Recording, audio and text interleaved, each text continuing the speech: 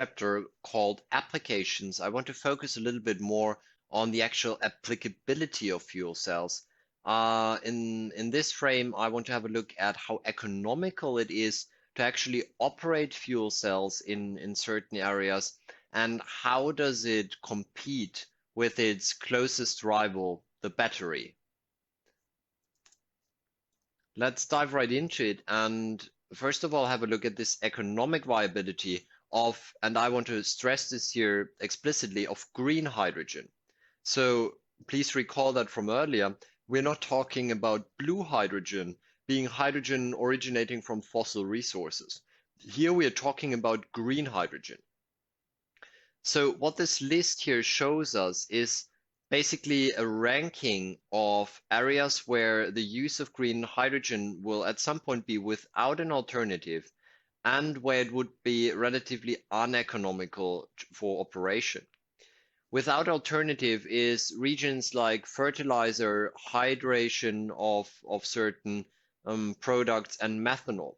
So this is mostly things related to the chemical industry, I would say. So here, for example, for the production of ammonia. So for chemical industry, green hydrogen will pose, without a doubt, a kind of sustainable resource to be used.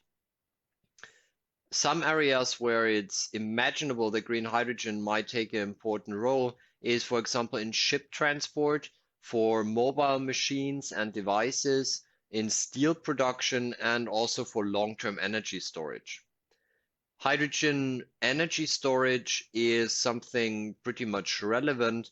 However, it suffers a bit in its efficiency due to the lack of storage mechanisms for hydrogen itself, of course.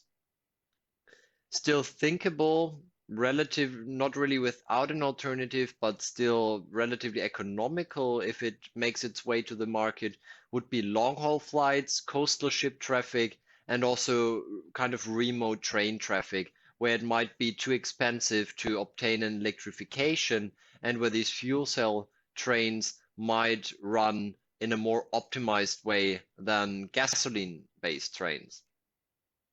For other kinds of flights, like medium haul and short haul flights, the fuel cell probably wouldn't be a true alternative to what we have now. Trucks and travel buses might be an alternative, but there's a strong competition with, of course, battery-powered trucks and travel buses. And for power production, it might be thinkable. So for all these stationary power supplies, as we've discussed it earlier in our overview of different types of fuel cells. One point I would like to stress is the point of energy imports. So hydrogen, of course, might be a great way to transport energy. So you can simply imagine transporting energy in terms of chemical energy, and at your target destination, you simply convert it back using your fuel cell to obtain back electric energy. This is basically an alternative to simple shipping of gas or oil, and is a clear alternative for batteries, for example, because it is simply uneconomical to ship a discharged battery somewhere, charge it there, and then ship it back.